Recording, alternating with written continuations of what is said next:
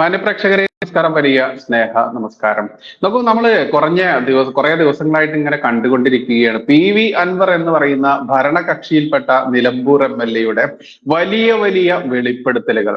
ആ വെളിപ്പെടുത്തലുകൾക്ക് ശേഷം ഇന്ന് ഇരയാക്കപ്പെട്ട് എന്ന് തന്നെ പറയേണ്ടതുണ്ട്. അതല്ലെങ്കിൽ ഒരു വ്യക്തിയിൽ മാത്രം ഈ കേസ് ഒതുക്കുന്ന രീതിയിലേക്ക് ഇന്നിപ്പോ നമ്മുടെ എല്ലാം ക്രമസമാധാന നില പരിപാലിക്കേണ്ട ADGP-യെ ഏകദേശം അയാളുടെ സ്ഥാനം തെറിക്കാനായിരിക്കുന്നു അജിത് കുമാർ എന്ന് പറയുന്ന IPS-കാരന്റെ എന്നുള്ള രീതിയിലേക്ക് മാറിയിരിക്കുന്നത്. പക്ഷെ PV അൻവർ തൊടുത്തു വിട്ടിട്ടുള്ള വലിയ വലിയ ആരോപണങ്ങൾ, അതിന് അയാൾ തന്നെ പറയുന്നുണ്ട് ഒരുപാട് തെളിവുകൾ അയാളുടെ കയ്യിലുണ്ട് എന്നുള്ള രീതിയിൽ തന്നെ. അതിലേക്കൊന്നും ഇന്ന് കൃത്യമായിട്ട് പിണറായി വിജയൻ എന്ന് പറയുന്ന മുഖ്യമന്ത്രി പോലീസ് അസോസിയേഷന്റെ സമ്മേളനത്തിൽ കോട്ടയത്ത് വെച്ച് തന്നെ വലിയ വായിൽ വലിയ അന്വേഷണം നടക്കും, ഇതാണ് അങ്ങനെ പാടില്ല, അച്ചടക്കം തെറ്റിക്കാൻ പാടില്ല എന്നൊക്കെ വലിയ വായിൽ നടത്തുന്ന പ്രസംഗമൊക്കെ നമ്മൾ കണ്ടു. പക്ഷെ ഈ PV അൻവർ തൊടുത്തുവിട്ട ഒരുപാട് കാര്യങ്ങൾ ചെന്നെത്തി നിൽക്കുന്നത് പിണറായി വിജയൻ എന്ന് പറയുന്ന മുഖ്യമന്ത്രിയിലേക്ക് തന്നെയാണ്. സ്വർണ്ണക്കള്ളക്കടത്തായാലും ഒട്ടേറെ കാര്യങ്ങളാണ് ചെന്നെത്തി നിൽക്കുന്നത്. ആ ഒരു വിഷയം തന്നെയാണ് നമ്മൾ ഇന്ന് ചർച്ചയ്ക്ക് എടുക്കുന്നത്. നമ്മുടെ ചർച്ചയിലേക്ക് എത്തിയിട്ടുള്ള വിശിഷ്ട അതിഥിയായിട്ടുള്ള അഡ്വക്കേറ്റ് ജയസൂര്യൻ സാർ നമ്മുടെ ചാനലിലേക്ക് സ്വാഗതം സർ. സാർ, എങ്ങനെയാണ് സാർ ഈ ഒരു വിഷയം ഇത് ഇത്തരത്തിൽ ലഘൂകരിച്ച് ഇന്ന് നമ്മുടെ മലയാളികളൊക്കെ സ്വയം എടുത്തണിയുന്ന ഒരു പേരുണ്ട്, പ്രബുദ്ധ മലയാളി, പ്രബുദ്ധ ജനത എന്നുള്ളതൊക്കെ. എത്രത്തോളം പ്രബുദ്ധതയാണ് ഇത്രത്തോളം വലിയ ആരോപണങ്ങൾ കേട്ടിട്ടും, അതും ഭരണകക്ഷിയിൽപ്പെട്ട MLA തന്നെ അയാളുടെയും ഈ പോലീസുകാരുടെയും ഒക്കെ വ്യക്തിപരമായിട്ടുള്ള വൈരാഗ്യത്തിന്റെ പേരിലാണ് എന്ന രീതിയിൽ പോലും വ്യാഖ്യാനിക്കപ്പെട്ടുകൊണ്ട് അതിനെ ലളിതവൽക്കരിക്കുക. മാത്രമല്ല പിണറായി വിജയനിലേക്ക് ആരോപണം എത്തി നിൽക്കുന്നു. ഏറ്റവും അവസാനമായി അയാളുടെ ആ ഒരു പൊളിറ്റിക്കൽ സെക്രട്ടറി ശശിയിലേക്ക് എത്തി നിൽക്കുന്നു. അങ്ങനെ ഒട്ടേറെ നിഗൂഢമായിട്ടുള്ള കാര്യങ്ങൾ എത്തി നിൽക്കുമ്പോൾ എങ്ങനെയാണ് അങ്ങയുടെ ആ ഒരു കാഴ്ചപ്പാട് വരുന്നത് ഈ ഒരു വാർത്തയോടെ? എങ്ങനെയാണ് അങ്ങയുടെ പ്രതികരണം? ഇത് ഇന്ത്യ ചരിത്രത്തിൽ വളരെയേറെ നിർണായകമായ ഞെട്ടിക്കുന്ന കാര്യങ്ങളാണ് പുറത്തു വന്നിരിക്കുന്നത്. അതായത് വേണമെങ്കിൽ UAPA ചുമത്താവുന്ന തരത്തിലുള്ള രാജ്യത്തെ വിധ്വംസക പ്രവർത്തനങ്ങൾക്ക് ഭരണകൂടം നേരിട്ട് നേതൃത്വം നൽകുന്നു എന്നുള്ള ആരോപണമാണ് ഭരണകക്ഷിയിലെ പ്രബല MLA PV അൻവർ പുറത്തുവിട്ടിരിക്കുന്നത്. അതായത് മുഖ്യമന്ത്രിയുടെ വകുപ്പിൽ, ആഭ്യന്തര വകുപ്പില് പരമാധികാരിയായിട്ട് ഒരാൾ വാഴുകയാണ്. അദ്ദേഹം ADGP ആണ്. എന്നാൽ DGP എന്നൊരാൾ ഈ സംസ്ഥാനത്തുണ്ടോ എന്ന് ആർക്കും കണ്ടുപിടിക്കാൻ കഴിയില്ല. ഏതോ ഗുഹയിൽ പൂട്ടിയിട്ടിരിക്കുകയാണ് DGP. എന്നിട്ട് ADGP എല്ലാ അധികാരങ്ങളും കൈയാളുകയാണ്. മാത്രമല്ല അദ്ദേഹം മുഖ്യമന്ത്രിയോടൊപ്പം സ്വന്തം ഭാര്യയെയും കൂട്ടി വിദേശ പര്യടനങ്ങൾ വരെ നടത്തുന്നു. അതിനെ സംബന്ധിച്ച് ചീഫ് സെക്രട്ടറി അന്വേഷണം നടത്തുന്നു.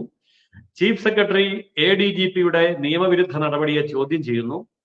ആ ചോദ്യം ചെയ്യലിനെയൊക്കെ നീ ഓടാ പുല്ല് എന്നുള്ള മട്ടിൽ മറുപടി പറഞ്ഞുകൊണ്ട്, എനിക്ക് സൗകര്യം ഉണ്ടെങ്കിൽ ഞാൻ മുഖ്യമന്ത്രിയുടെ കൂടെ പോകും, അത് മുഖ്യമന്ത്രിയാ തീരുമാനിക്കുന്നത്, ഇലക്ഷൻ കമ്മീഷൻ എന്നെ കുറ്റം പറഞ്ഞില്ലല്ലോ, പിന്നെ നിങ്ങൾക്ക് എന്താ ചോദിക്കാൻ അധികാരം? ഇത്ര ധാർഷ്ട്യവും ധിക്കാരവും പിണറായി വിജയനിൽ നിന്ന് കടമെടുത്തുകൊണ്ട് സ്വന്തം മേലുദ്യോഗസ്ഥനെ പുല്ലുപോലെ തള്ളിക്കളഞ്ഞ ഒരു ADGP അദ്ദേഹം എന്തൊക്കെ ചെയ്യുന്നു? അദ്ദേഹം കൊലപാതകം ചെയ്യുന്നു. ADGP കൊലപാതകം നടത്തിയെന്ന് പറയുന്നത് ഭരണകക്ഷി MLA. തെളിവുണ്ട്, വാദിയും പ്രതിയും നിങ്ങളുടെ മുമ്പിൽ ഞാൻ ഹാജരാക്കും എന്ന് പറയുന്നതും ഭരണകക്ഷി MLA. അങ്ങനെയുള്ള ഒരു സിറ്റുവേഷൻ വരുമ്പോൾ ഈ സംസ്ഥാനത്ത് നിയമവിരുദ്ധമായിട്ട് നടക്കുന്ന സ്വർണ്ണ കള്ളക്കടത്തിൽ 60% തുകയും ചെല്ലുന്നത് പോലീസ് സംവിധാനങ്ങളുടെ കയ്യിലേക്കാണ്. അതിനുവേണ്ടി ഈ പോലീസുകാര് പിടിക്കുന്ന സ്വർണം 60% പോലീസുകാർക്ക് കൊടുത്താൽ ബാക്കി 40% കള്ളക്കടത്തുകാരനെ എടുക്കാം എന്ന ഒരു സംവിധാനം ഉണ്ടാക്കി വെച്ചിരിക്കുകയാണ്. ആ വ്യവസ്ഥ ഉണ്ടാക്കിയത് ആരാണ്? നേരിട്ട് മുഖ്യമന്ത്രിയുടെ കീഴിൽ അദ്ദേഹത്തിന്റെ മനസാക്ഷി സൂക്ഷിപ്പുകാരനായി പ്രവർത്തിക്കുന്ന വലങ്കയായിട്ടുള്ള ADGP. അപ്പോൾ ഇത് സ്റ്റേറ്റ് സ്പോൺസേഡ് ആയിട്ടുള്ള ഒരു നീക്കമാണ്. ഇതിൽ ഏറ്റവും വലിയ ഭീകരമായിട്ടുള്ള ഒരു അവസ്ഥ അതാണ് ഞാൻ UAPA ചുമത്താവുന്ന കുറ്റമാണ് എന്ന് പറഞ്ഞത്. തൃശൂർ പൂരം കലക്കിയത് ഈ ADGP ആണ്. ആർക്കു വേണ്ടിയാണ് തൃശൂർ പൂരം കലക്കി കൊടുത്തത്? അതായത് മറ്റു മതസ്ഥരുടെ ആഘോഷങ്ങൾ നടക്കുന്നിടത്ത് സംഘർഷമുണ്ടാക്കി പരമാവധി പേരെ കൊല്ലണം എന്ന് ആഹ്വാനം ചെയ്യുന്ന ചില തീവ്രവാദി സംഘടനകളുണ്ട്. ആ ആഹ്വാനം ഇപ്പോഴും കേരളത്തിന്റെ അന്തരീക്ഷത്തിൽ മുഴങ്ങുന്നുണ്ട് എങ്കിൽ പോലും പലപ്പോഴും ശബരിമലയിലും അതുപോലെ തന്നെ ഗുരുവായൂരിലും പത്മനാഭസ്വാമി ക്ഷേത്രത്തിലും അടക്കം സുരക്ഷാ സംവിധാനങ്ങൾ വർദ്ധിപ്പിക്കുന്നു, ടെററിസ്റ്റ് ആക്രമണത്തെ തടയാൻ വേണ്ടിയുള്ള മുൻകരുതലുകൾ എടുക്കുന്നു, വളരെ സൂക്ഷ്മമായ നിരീക്ഷണ സംവിധാനങ്ങൾ ഏർപ്പെടുത്തിയിരിക്കുന്നു.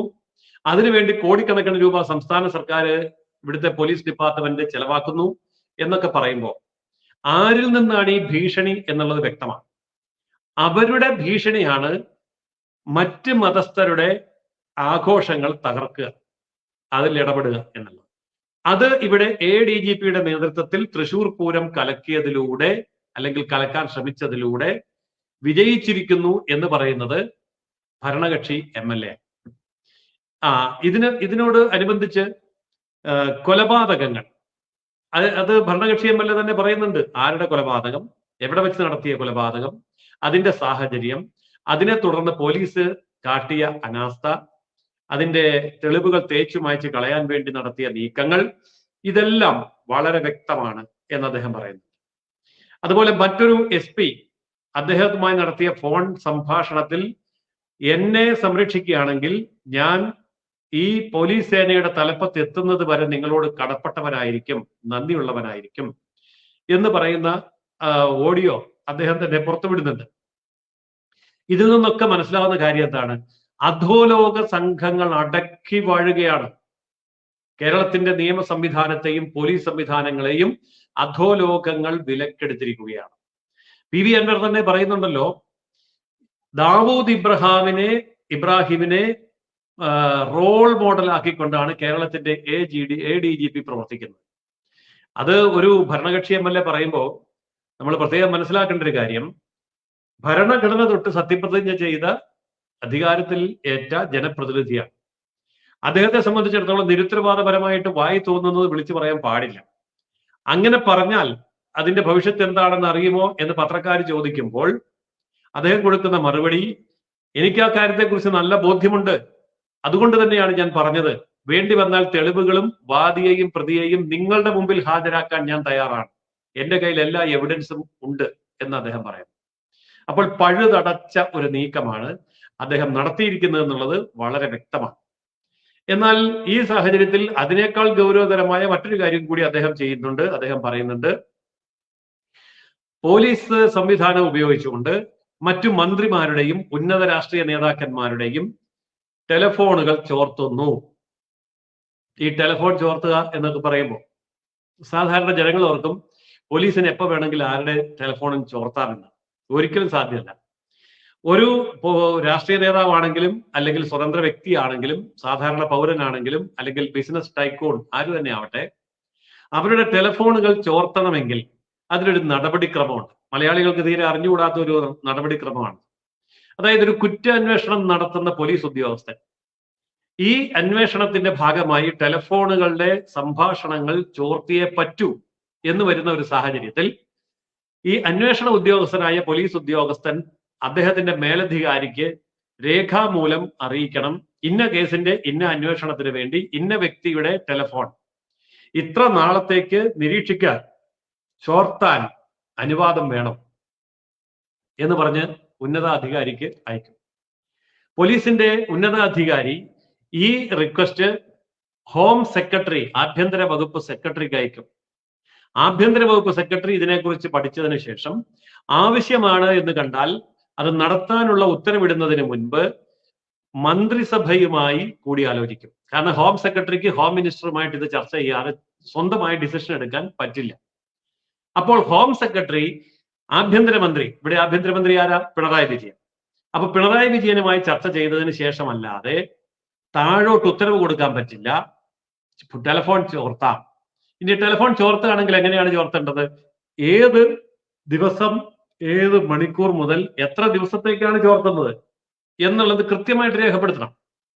അപ്പോൾ സമയം രേഖപ്പെടുത്തണം, വ്യക്തി ആരാണെന്ന് രേഖപ്പെടുത്തണം, ഏത് കാര്യത്തിന് വേണ്ടിയാണെന്ന് രേഖപ്പെടുത്തണം, അത് കേസ് അന്വേഷണത്തിന്റെ അനിവാര്യതയാണ് എന്ന് ബോധ്യപ്പെടുത്തണം, ഇത് മേലുദ്യോഗസ്ഥനെ ബോധ്യപ്പെടുത്തണം, ആഭ്യന്തര വകുപ്പ് സെക്രട്ടറിയെ ബോധ്യപ്പെടുത്തണം, ആഭ്യന്തര വകുപ്പ് മന്ത്രിയെ ബോധ്യപ്പെടുത്തണം.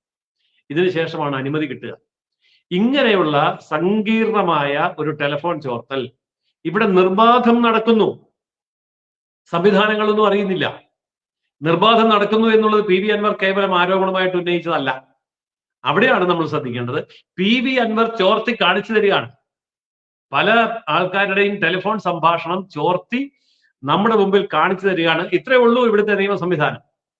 അപ്പോൾ വേണമെങ്കിൽ പോലീസിന്റെ ടെലിഫോൺ സംഭാഷണം വേണമെങ്കിലും ചോർത്താം എന്ന് അദ്ദേഹം പ്രൂവ് സഹിതം തെളിയിച്ചു കഴിഞ്ഞു.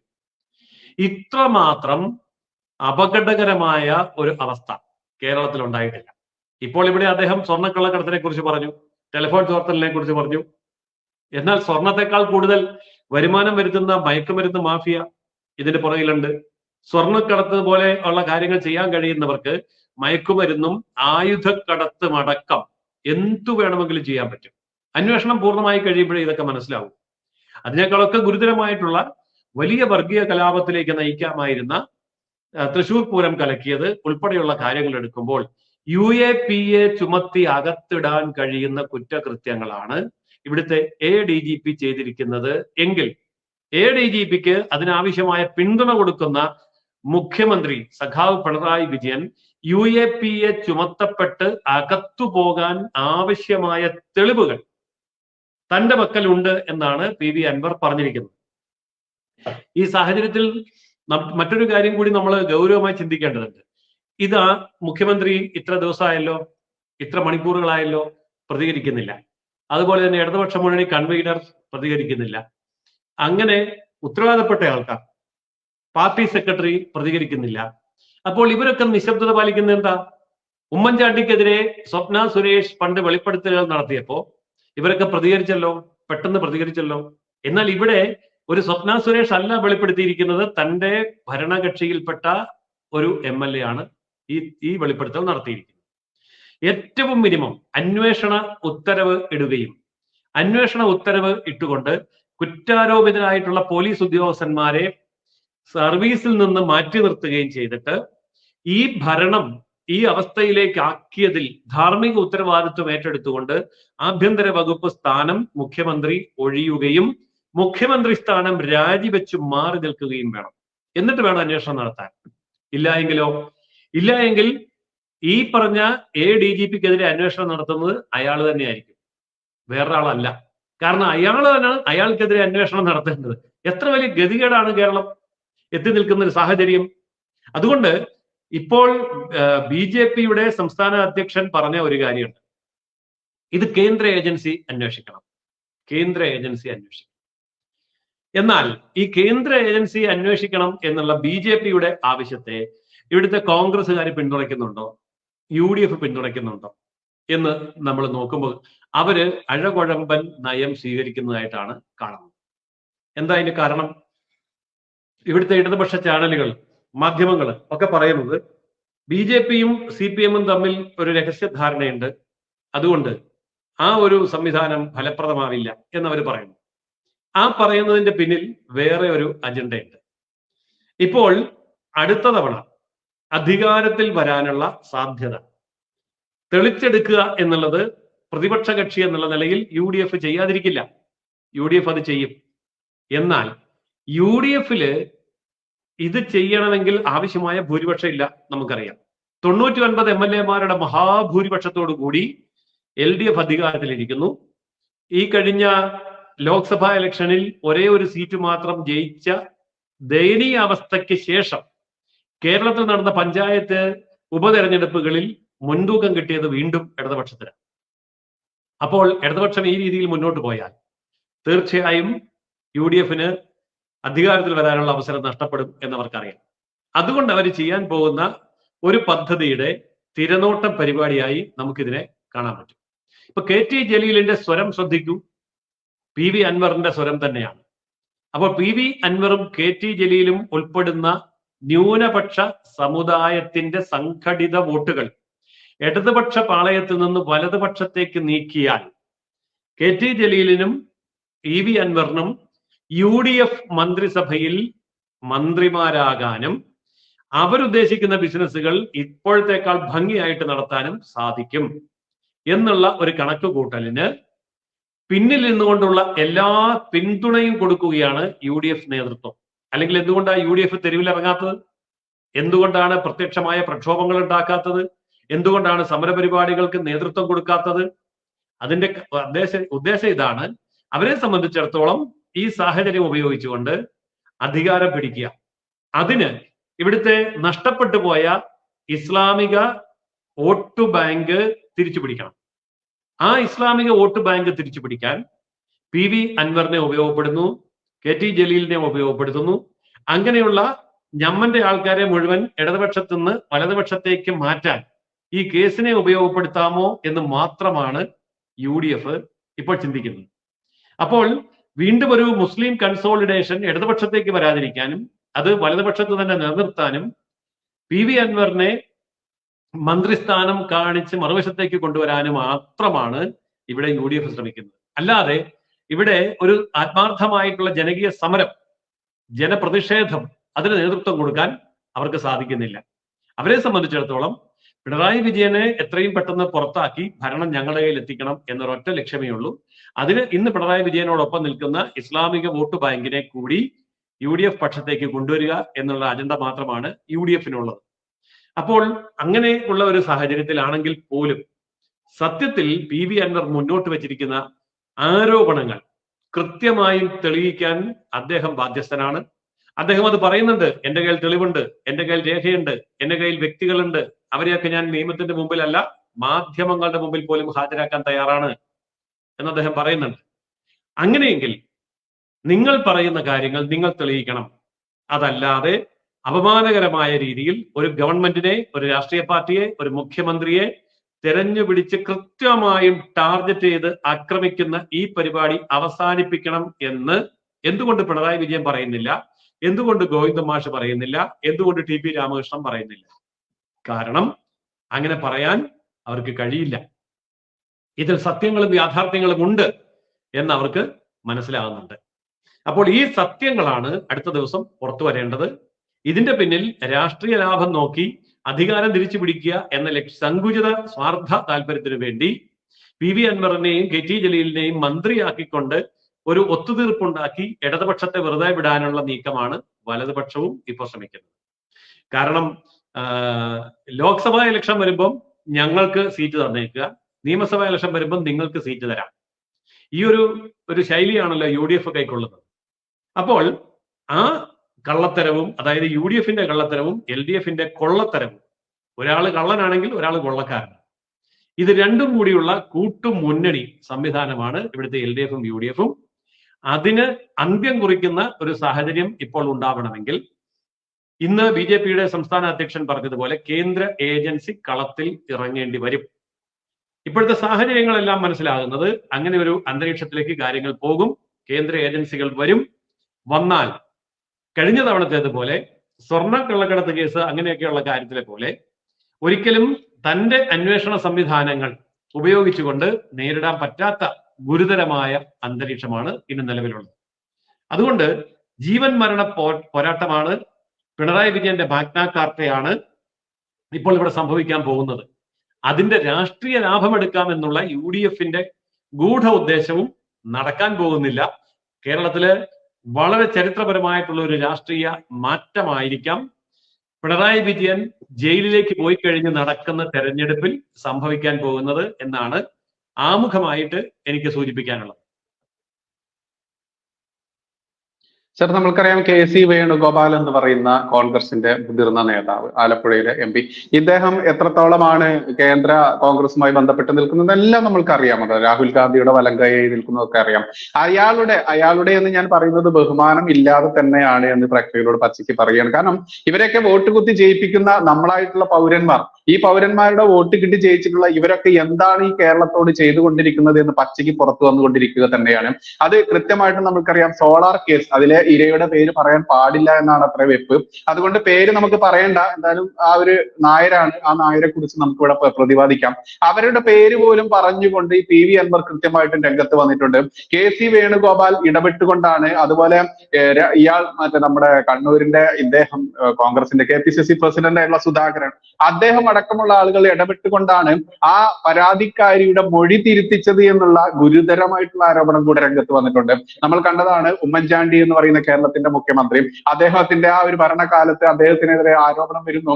ആ ആരോപണം വന്ന സമയത്ത് സെക്രട്ടേറിയറ്റ് ചുറ്റുവട്ടത്തും അവിടെ രാപ്പകലില്ലാതെ സമരം നടത്തിക്കൊണ്ട്, ദിവസങ്ങളോളം സമരം നടത്തിക്കൊണ്ട്, എന്നാൽ മാധ്യമങ്ങൾ പറയുന്ന പോലെ അവിടെയെല്ലാം അമേധ്യം വർഷിച്ചുകൊണ്ട് ഈ സഖാക്കന്മാർ കാട്ടിക്കൂട്ടിയ തെമ്മാടിത്തരമൊക്കെ നമ്മൾ കണ്ടതാണ്. ജനങ്ങളുടെ സഞ്ചാര സ്വാതന്ത്ര്യത്തെ പോലും വിലക്കെടുത്തുകൊണ്ട് ചെയ്ത തെമ്മാടിത്തരം കണ്ടതാണ്.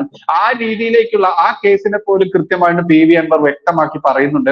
അത് അട്ടിമറിച്ചതും ഈ പറയുന്ന അജിത് കുമാർ ആണെന്ന് പറയുന്നു. അജിത് കുമാർ എന്ന് പറയുന്ന ഈ ചങ്ങാതിക്ക് മാത്രം ഇതൊരിക്കലും സാധ്യമല്ല എന്നിരിക്കെ ആ കേസിനെ പോലും തട്ടിച്ച് പറയുമ്പോൾ ഇന്നിപ്പോൾ വേണുഗോപാൽ അയാൾ നടത്തിയത് അവിടെയും ഇവിടെയും തൊടാത്ത ഒരു പ്രതികരണമാണ് നടത്തിയത്. അതുകൂടി എങ്ങനെയാണ് സർ വിലക്കെടുക്കുകയാണ്, എങ്ങനെയാണ് പറയാനാവുക?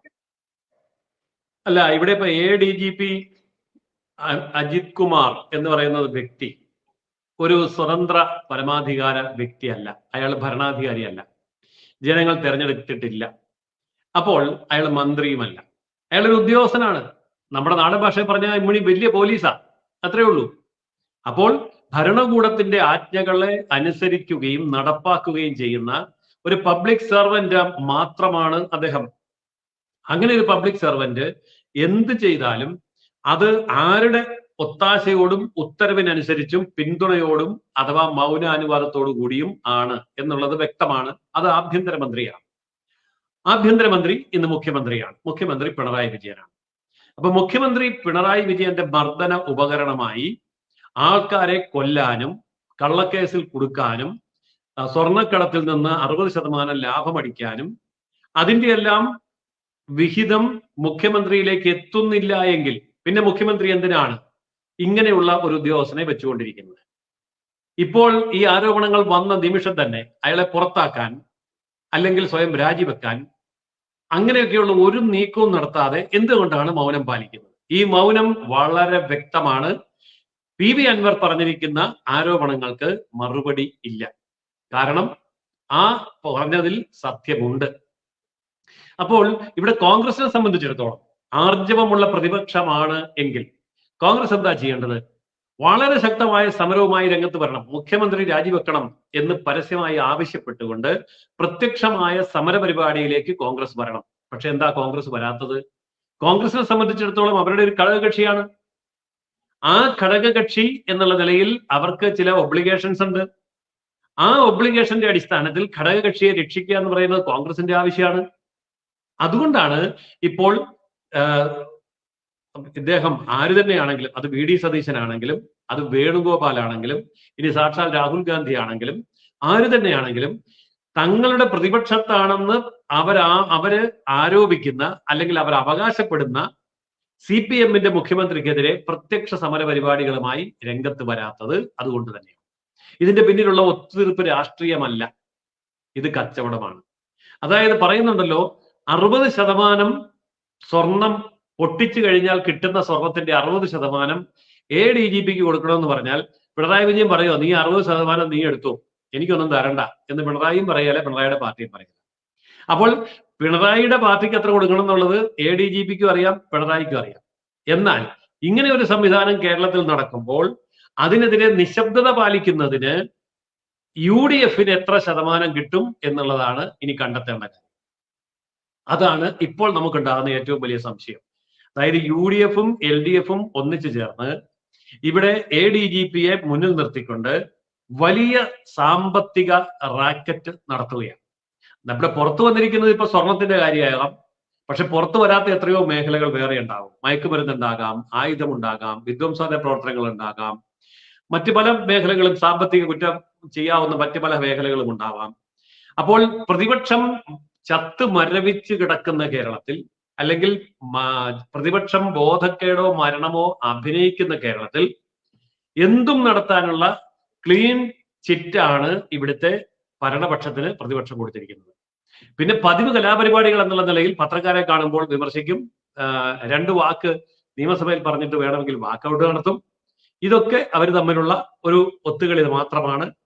പക്ഷെ ജനങ്ങൾ ഇത് തിരിച്ചറിഞ്ഞ് ഇവിടുത്തെ ഈ ഒരു LDF UDF സംവിധാനത്തിന്, ഈ കച്ചവട മുന്നണിക്ക്, കൊള്ളക്കാരുടെ ഈ സംഘത്തിന് അറുതി വരുത്തിയില്ല എന്നുണ്ടെങ്കിൽ മറ്റ് സംസ്ഥാനങ്ങൾ എല്ലാ മേഖലകളിലും മുന്നോട്ട് കുതിക്കുമ്പോൾ കേരളം തട്ടിപ്പുകാരുടെയും മാഫിയയുടെയും സ്വർണ്ണക്കള്ളക്കടത്തുകാരുടെയും അല്ലെങ്കിൽ കൊലപാതകികളുടെയും ഒക്കെ ഒരു കേന്ദ്ര വികാര കേന്ദ്രമായി മാറുകയും ചെയ്യും. അതിന് ഇവിടെ ഒന്നാം പ്രതി CPM ആണെങ്കിൽ രണ്ടാം പ്രതി കോൺഗ്രസ് തന്നെയാണ്.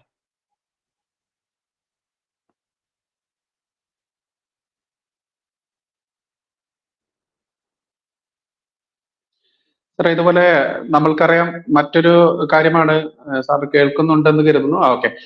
നമ്മൾക്കറിയാം ഇപ്പൊ കവടിയാർ കൊട്ടാരത്തിനോട് ചേർന്ന് ഈ അജിത് കുമാർ എന്ന് പറയുന്ന ഇദ്ദേഹത്തിന് 10 സെന്റ് ഭൂമിയിൽ അദ്ദേഹത്തിന്റെ കൊട്ടാര സദൃശ്യമായിട്ടുള്ള വലിയൊരു വീട് പണി നടക്കുന്നു എന്നുള്ളത് ഈ PV അൻവർ ആരോപിക്കുന്നു. അതിനുശേഷം മാധ്യമങ്ങൾ അത് അന്വേഷിച്ച് മാധ്യമങ്ങളിലൂടെ ഇപ്പൊ പുറത്തു വന്നിരിക്കുന്നു അതിന്റെ കൃത്യമായിട്ടുള്ള രേഖകളും. ഇന്നിപ്പോൾ ഇവരുടെ തറക്കല്ലിടൽ എന്ന് പറയുന്ന ചടങ്ങിൽ ഈ പറയുന്ന ചങ്ങാതിമാരൊക്കെ പങ്കെടുത്തുകൊണ്ട് അത് നടത്തുന്നു. മാത്രമല്ല ഇയാളുടെ അളിയന്റെ പേരിൽ 12 സെന്റ് സ്ഥലം, അളിയൻ എന്നുള്ളത് കൊട്ടാരത്തുമായി ചേർന്നുകൊണ്ട് 10 സെന്റിൽ അദ്ദേഹം ഒരു കൊട്ടാര സദൃശ്യമായിട്ടുള്ള വീട് പണിയുന്നു. മാത്രമല്ല ഇദ്ദേഹത്തിന്റെ ഭാര്യ സഹോദരനാണോ ഇദ്ദേഹത്തിന്റെ സഹോദരിയുടെ ഭർത്താവാണോ എന്നറിയില്ല, അളിയന്റെ പേരിലും 12 സെന്റ് സ്ഥലമുണ്ടെന്ന് പറയുന്നു. അതും ഒരു സെന്റിന് 60 മുതൽ 75 ലക്ഷം രൂപ വരെ മാർക്കറ്റ് വിലയുള്ള അത്ര വിലപിടിപ്പുള്ള സ്ഥലം, കോടിക്കണക്കിന് രൂപ വേണമെന്നിരിക്കെ അവിടെ ഈ ഒരു ADGP പോലെയുള്ള ആൾ, മാത്രമല്ല ഇയാളുടെ ലാളിത്യത്തെ കുറിച്ച് നമ്മൾ കേൾക്കാറുണ്ട്. എനിക്ക് തോന്നുന്നു വളരെ താഴെ തട്ടിൽ നിന്ന് ഉയർന്നു വന്നൊരു വ്യക്തിയാണെന്നുള്ള കാര്യങ്ങളൊക്കെ കേൾക്കുന്നുണ്ടെന്ന്. ഇത്തരത്തിലൊരാൾക്ക് ഇങ്ങനെ എത്തിപ്പെടാൻ പറ്റുമോ എന്നുള്ളതും,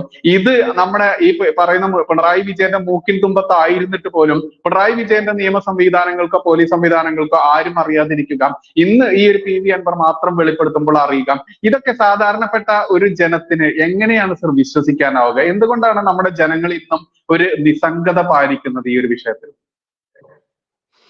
ജനങ്ങളുടെ നിസ്സംഗത വളരെ വലിയ വില അവർ കൊടുക്കേണ്ടി വരും എന്നുള്ളതിന്റെ സൂചനയാണ്. നമുക്ക് ഈ കേരളത്തിന്റെ ഇന്നത്തെ സാമ്പത്തിക സ്ഥിതി സാധാരണക്കാരന്റെ പശ്ചാത്തലത്തിൽ ഒന്ന് പരിശോധിച്ചാൽ കേരളത്തില് ഒരു 80% 90% ആൾക്കാരും കടക്കെണിയിൽപ്പെട്ടിരിക്കുകയാണ്. ഇപ്പൊ ജോലിയുള്ളവരാവട്ടെ ഇല്ലാത്തവരാവട്ടെ കൃഷിയുള്ളവരാവട്ടെ ആര് തന്നെയായാലും വൻകിട ബിസിനസ്സുകാരും വൻകിട വ്യവസായികളും ഒഴികെ ചെറുകിട ബിസിനസ്സുകാരടക്കം ഉള്ള ആൾക്കാര് ഇത് മനസ്സിലാക്കാൻ വലിയ ഗവേഷണമൊന്നും വേണ്ട. നമ്മൾ കേരളത്തിൽ കൂടെ യാത്ര ചെയ്യുമ്പോൾ ഭൂമി വിൽപ്പനയ്ക്ക്, വീട് വിൽപ്പനയ്ക്ക്, വസ്തു വിൽപ്പനയ്ക്ക്, കെട്ടിടം വിൽപ്പനയ്ക്ക് ലക്ഷക്കണക്കിന് ചെറിയ ബോർഡുകൾ ഉയർന്നിരിക്കുകയാണ്. ഇവിടുത്തെ ചാനലുകളിലടക്കം പത്രങ്ങളിലടക്കം ധാരാളം പരസ്യം വന്നുകൊണ്ടിരിക്കുകയാണ്. സ്ഥലം വേണം, ഭൂമി വേണം എന്ന് പറയുന്ന ഒരു പരസ്യവും ഇല്ല, എല്ലാം വിൽക്കാനുള്ളതാണ്. എന്താണ് ഇതിന്റെ കാരണം? സാമ്പത്തിക തകർച്ചയാണ് കാരണം. സാമ്പത്തിക തകർച്ചയുടെ കാരണം എന്താണ്? ഇവിടെ ചിലർക്ക് മാത്രം പ്രവർത്തിക്കാനുള്ള സ്വാതന്ത്ര്യമുള്ളൂ. മഹാഭൂരിപക്ഷം ജനങ്ങളും ഇന്ന് കടക്കെണിയിലാണ്. അതിന്റെ കൂടെ തന്നെ ഇപ്പോൾ ഈ ബഹളം എല്ലാം നടക്കുമ്പോൾ നമ്മൾ അറിയാതെ പോകുന്നൊരു കാര്യമുണ്ട്. ഈ 27-ാം തീയതി കഴിഞ്ഞാൽ, ഈ മാസം 27-ാം തീയതി കഴിഞ്ഞാൽ ഭീകരമായ രീതിയിൽ ഇലക്ട്രിസിറ്റി ചാർജ് വർദ്ധിപ്പിക്കാൻ പോവാണ്. അതിന് മുന്നോടിയായി കേരളത്തിന്റെ 4 നഗരങ്ങളിൽ വെച്ച് ഒരു ഓപ്പൺ ഹൗസ് വിളിച്ചിട്ടുണ്ട്. ജനങ്ങൾക്ക് പോയി അഭിപ്രായം പറയാം. പക്ഷേ ഈ വിഷയം കത്തി നിൽക്കുമ്പോൾ ജനങ്ങൾ ഇതൊന്നും ശ്രദ്ധിക്കാൻ പോകുന്നില്ല. അതുകൊണ്ട് ആരും അഭിപ്രായം പറയാനും പോവില്ല, അവിടെ ഒരു പ്രതിഷേധവും ഉണ്ടാവില്ല. വൻതോതിൽ ഇലക്ട്രിസിറ്റി ചാർജ് വർദ്ധിപ്പിക്കും. ഇനി എന്ത് വർദ്ധിപ്പിച്ചാലും എന്തെല്ലാം പറഞ്ഞാലും ഇതെല്ലാം കേന്ദ്രത്തിന്റെ കുറ്റമാണ് എന്നൊരൊറ്റ വാക്കിൽ ഇവർ ഒതുക്കുകയും ചെയ്യും. സമയമാവുമ്പോൾ പണ്ട് കാലാകാലങ്ങളായി കൊടുക്കാതെ കിടക്കുന്ന കുറെ കുടിശ്ശിക പണം എടുത്ത് വീശും. അത് കിറ്റായിട്ടാണോ സമ്മാനമായിട്ടാണോ എങ്ങനെയാണെങ്കിലും അത് കിട്ടിക്കഴിയുമ്പോൾ മലയാളി ഇതെല്ലാം മറക്കും. എന്നിട്ട് വീണ്ടും മലയാളികൾ ഇതേ ആൾക്കാർക്ക് തന്നെ വോട്ട് ചെയ്ത് അധികാരത്തിലേറ്റും. ഈ ഒരു മനഃശാസ്ത്രം കൃത്യമായി പഠിച്ചു വെച്ചിട്ടുണ്ട് ശ്രീ പിണറായി വിജയൻ. അതുകൊണ്ടാണ് അദ്ദേഹത്തെ സംബന്ധിച്ചിടത്തോളം ഇത്ര വലിയ ധാർഷ്ട്യം, ഇത്ര വലിയ ധൈര്യം. എന്തൊക്കെ ദ്രോഹിച്ചാലും, മലയാളി കുത്തുവാള എടുത്താലും, ആത്മഹത്യ ചെയ്താലും അവൻ ഇടതുപക്ഷത്തിനെ വീണ്ടും അധികാരത്തിലേറ്റിക്കൊള്ളും, അല്ലെങ്കിൽ വലതുപക്ഷത്തിനെ അധികാരത്തിലേറ്റിക്കൊള്ളും, ഇത് രണ്ടും ഒന്നാണല്ലോ എന്നുള്ള ഒരു വിശ്വാസമാണ് ഇവിടെ UDF-ഉം LDF-ഉം വെച്ച് പുലർത്തുന്നത്. അതുകൊണ്ട് ജനങ്ങൾ ആത്മഹത്യ ചെയ്താലും, നാട് വിട്ടാലും, കടക്കണിയിൽ കുടുങ്ങിയാലും, പട്ടിണി കിടന്നാലും, എന്തൊക്കെ സംഭവിച്ചാലും ഞങ്ങളുടെ മുന്നണി പരാജയപ്പെടരുത് എന്നുള്ള ഒരു മതവിശ്വാസത്തെക്കാൾ ശക്തമായ വിശ്വാസം മുന്നണി പാർട്ടി സംവിധാനങ്ങൾക്ക് വളർത്തിയെടുക്കാൻ സാധിച്ചിട്ടുണ്ട്. അതിന്റെ തിക്തഫലം മലയാളി അനുഭവിക്കുക തന്നെ ചെയ്യും. അക്കാര്യത്തിൽ ഈ 2 പക്ഷം വേണ്ട. കാരണം മറ്റ് സംസ്ഥാനങ്ങളിലേക്ക് പോകുമ്പോൾ അവിടുത്തെ പുരോഗതി, അവിടുത്തെ വളർച്ച, അവിടുത്തെ ജനങ്ങൾക്ക് കിട്ടുന്ന ആനുകൂല്യങ്ങൾ ഇതെല്ലാം നമുക്ക് വേണമെങ്കിൽ കാണാം. പക്ഷെ കേരളത്തിനകത്ത് വരുമ്പോൾ ഇതൊക്കെ ഞങ്ങൾ സഹിച്ചോളാം, BJP വരാതിരുന്നാൽ മതി എന്ന ഒരൊറ്റ സിംഗിൾ അജണ്ടയിലേക്ക് UDF-നും LDF-നും കേരളത്തിലെ ജനങ്ങളെ നയിക്കാൻ സാധിക്കുന്നുണ്ട്. കേരളത്തിലെ മുഖ്യധാരാ മാധ്യമങ്ങൾ അതിന് സപ്പോർട്ട് കൊടുക്കുന്നുണ്ട്. ഇവിടുത്തെ ബുദ്ധിജീവി സാംസ്കാരിക സാഹിത്യ നായകന്മാരുടെ വലിയ പിന്തുണ ഇതിനുണ്ട്. ഇതുകൂടാതെ അന്താരാഷ്ട്ര രംഗത്തുള്ള പല ഏജൻസികളും പല NGO-കളും ഇതിനൊക്കെ പിന്നില് ഫണ്ടിങ് ചെയ്യുന്നുണ്ട്. അതുകൊണ്ട് കേരളം ഇങ്ങനെയൊക്കെ അങ്ങ് മുന്നോട്ട് പൊയ്ക്കൊള്ളും എന്നുള്ള ഒരു ഉറച്ച ബോധ്യം ഇടത് വലത് മുന്നണികൾക്കുള്ളത് കൊണ്ട് സത്യത്തിൽ ഇവരൊക്കെ സമ്പന്നരാകും. എന്തിനാണ് പിണറായി വിജയൻ വിദേശത്ത് പോകുന്നത്? എന്തിനാണ് ഇവിടുത്തെ കോൺഗ്രസ് നേതാക്കന്മാർ വിദേശത്ത് പോകുന്നത്? അവരൊക്കെ വിദേശ രാജ്യങ്ങളിൽ കൊണ്ടുപോയി തങ്ങളുടെ പണം അട്ടിയിട്ട് സുരക്ഷിതമാക്കി ഈ കൊള്ള മുതൽ മുഴുവൻ ഒളിപ്പിക്കുമ്പോൾ അങ്ങനെയുള്ള സംവിധാനങ്ങൾ വീണ്ടും വീണ്ടും അധികാരത്തിൽ വരുന്നു. വിദേശത്ത് കൊണ്ടുപോയി പൂഴ്ത്തി വെച്ചിരിക്കുന്ന പണമെടുത്തവർ വീണ്ടും ഇലക്ഷന് വീശുന്നു, വീണ്ടും ഇലക്ഷന് ജയിക്കുന്നു. പക്ഷെ അവർ സമ്പന്നരാകുമ്പോൾ, രാഷ്ട്രീയ നേതാക്കൾ സമ്പന്നരാകുമ്പോൾ ജനങ്ങൾ ദരിദ്രമാവുകയാണ്. ജനങ്ങൾ കടക്കണിയിൽപ്പെട്ട് ആത്മഹത്യ ചെയ്യുകയാണ്. തൊഴിലില്ലാത്ത ചെറുപ്പക്കാർ വിദേശ രാജ്യങ്ങളിലേക്ക് ഓടി ഒളിക്കുകയാണ്. ഈ യാഥാർത്ഥ്യം കേരളം ചർച്ച ചെയ്യുന്നില്ല എങ്കിൽ തീർച്ചയായിട്ടും കേരളത്തെ കാത്തിരിക്കുന്നത് സർവനാശമായിരിക്കും. അപ്പോഴും ഇവിടുത്തെ രാഹുൽ ഗാന്ധിയും അല്ലെങ്കിൽ പോളിറ്റ് ബ്യൂറോ മെമ്പർമാരും പിണറായി വിജയനും അടക്കം എല്ലാവരും സുരക്ഷിതമായിരിക്കുകയും ചെയ്യും. ഇതാണ് കേരളം ഇന്ന് നേരിടാൻ പോകുന്ന ഏറ്റവും വലിയ സമീപകാല ദുരന്തം. ഇതിനൊന്നും ദീർഘകാലമൊന്നും വേണ്ട, സമീപകാല ദുരന്തം. അപ്പോൾ ഈ സമീപകാല ദുരന്തത്തെ ഒഴിവാക്കണമെങ്കിൽ ജനങ്ങൾക്ക് മാത്രമേ പറ്റുള്ളൂ. അതിശക്തമായിട്ടുള്ള ജനകീയ പ്രക്ഷോഭം ഇപ്പോൾ മറ്റു രാജ്യങ്ങളിലൊക്കെ നടന്നു എന്ന് പറയുന്നത് പോലെ കേരളത്തിൽ ഉടൻ സംജാതമായിട്ടില്ല എങ്കിൽ മലയാളികൾ കൂട്ടത്തോടെ നാടുവിടേണ്ടി വരും, അല്ലെങ്കിൽ ആത്മഹത്യ ചെയ്യേണ്ടി വരും. സർ, ഇത് ജനകീയ പ്രക്ഷോഭം ഇപ്പോ ഇതില് ഒരുപാട് ആളുകൾ കമന്റ് ഇടുന്ന ഒരു വലിയ കാര്യമാണ്. പിണറായി വിജയന്റെ സ്വർണ്ണക്കള്ളക്കടത്ത് എന്തായി? അതിൽ ഒരുപാട് വിട്ടുവീഴ്ചകൾ ചെയ്തോ കേന്ദ്രവും BJP ഇവിടുത്തെ പിണറായി വിജയന്റെ സർക്കാർ പിണറായി വിജയനും തമ്മിൽ രഹസ്യമായിട്ടുള്ള, ഞാൻ പ്രേക്ഷകരുടെ അഭിപ്രായം മാത്രമാണ് പറയുന്നത്, ഒരുപാട് കമന്റുകൾ ഇടുന്നുണ്ട്. അത് നമ്മുടേതായിട്ടുള്ള പ്രേക്ഷകർ തന്നെയാണ്, അവരുടെയൊക്കെ ഒരു സംശയമാണ്. ആ ഒരു ആകുലതകൾ എങ്ങനെ നീക്കാനാവും പറ്റും സർ? കാരണം സ്വപ്ന സുരേഷുമായി ബന്ധപ്പെട്ടായാലും ഈ പറയുന്ന സ്വർണ്ണക്കള്ളക്കടത്തിന്റെ ഒരുപാട് പ്രശ്നങ്ങളൊക്കെ നമ്മൾ കണ്ടതാണ്.